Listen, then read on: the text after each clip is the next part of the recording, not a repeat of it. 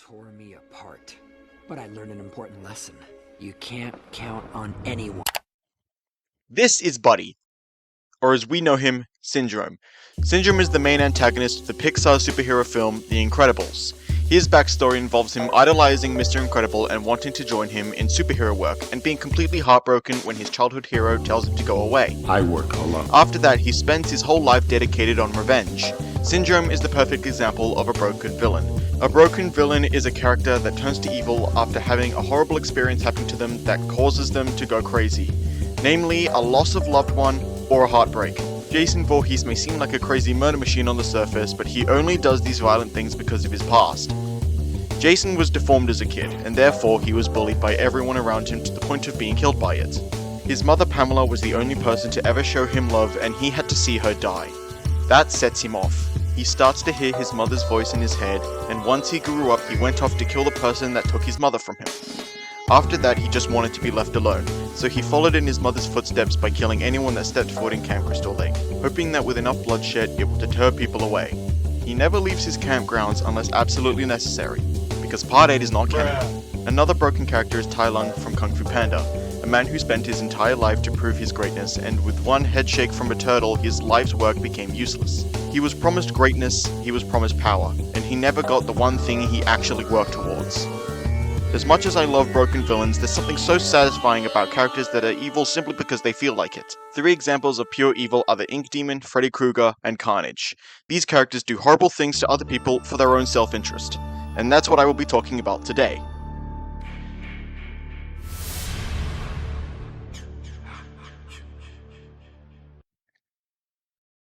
Let's start off with my least favorite of the trio, Freddy Krueger. Just to clarify, I love this character, the other 2 just interest me more. Freddy was a child murderer. We're talking about Robert Englund, not the monster from the 2010 reboot. Even before Freddy became a dream demon, or dreamin', he killed children simply because he found it funny. When his wife found out what he was doing, he had no problem with taking her life. Everything he does for fun. Then the town got together and said, "Fuck you, Freddy," and burned him alive. During the fire, Freddy was approached by spirits that said they could grant him unimaginable power. This is not a scene we were supposed to see, but it happened.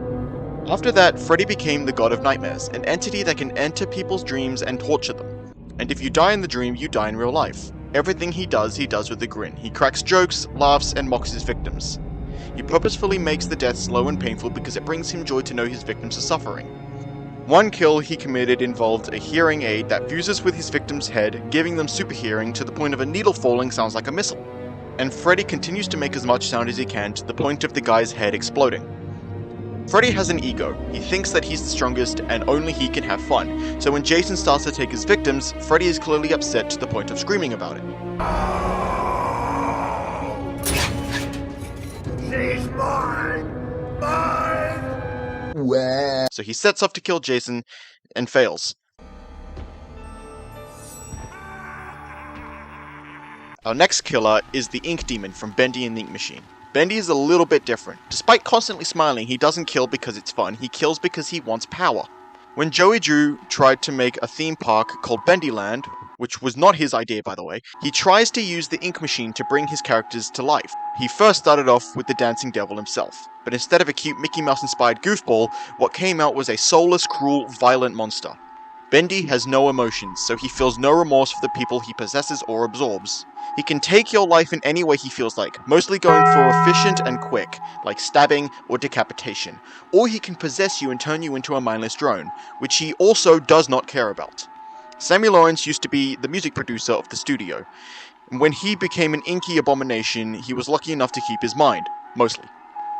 He knew the Ink Demon has the power to fix him, so he starts to worship the monster like a cultist. He called himself the Prophet, and sacrificed beings to the Ink Demon. Sammy did everything for his master, and Bendy did not give a shit. The second Bendy and Sammy came face to face, the Ink Demon attempted to kill him. Sammy only survived through his ability of wall hacks, which we see in Lone Wolf and Dark Survival. Bendy knew Sammy worshipped him, and he still decided to kill him because Bendy doesn't care. If you're alive, he hunts you. Occasionally, we see Bendy eating corpses of lost ones, but he mostly kills just because he knows he can. He merely wants to rule the world and kill anyone he comes across, which makes him my favorite horror character. Our last evil bastard is Carnage, the insane son of Venom. Carnage is a lot like Freddy Krueger in a way. He kills people because it makes him laugh. Literally everything Carnage does, he laughs at. He doesn't torture, he just kills. He doesn't make the death last a while, he doesn't make the victim wish they were dead, he just does it quickly and violently. There have been multiple variations of Carnage, including the two from Ultimate Spider-Man and the movie. In every iteration of Carnage, he has been a hyper pointy monster that loves harming others. In the two versions of Carnage we see in the Ultimate Spider-Man TV show, they are vastly different from each other, but one thing stays the same: happiness.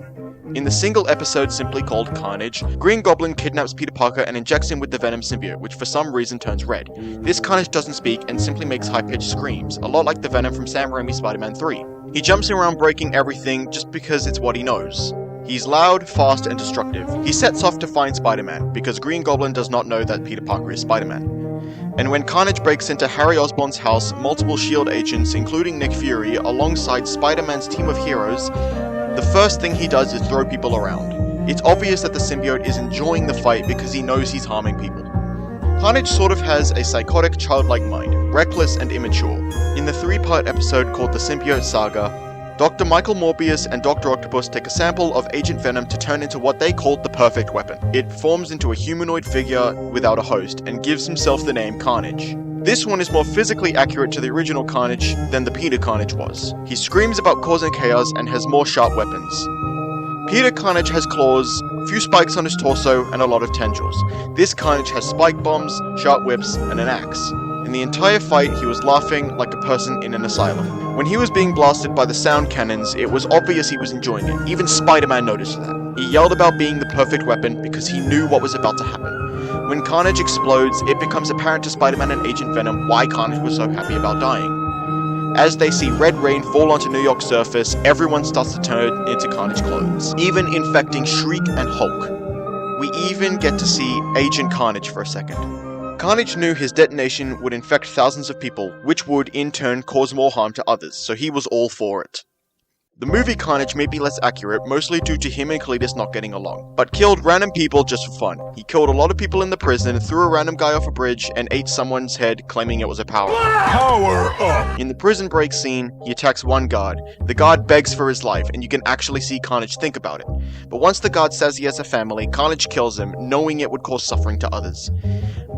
And I haven't even mentioned the comic scenes such as the diner, or the fact that he killed someone because he didn't like his name. So to summarize, what makes a perfect evil villain is giving them no reason to kill other than the fact that it's for their own self-gain. I love broken characters with good motivation, but it's nice to see a character that just says, "Hey, I'm evil.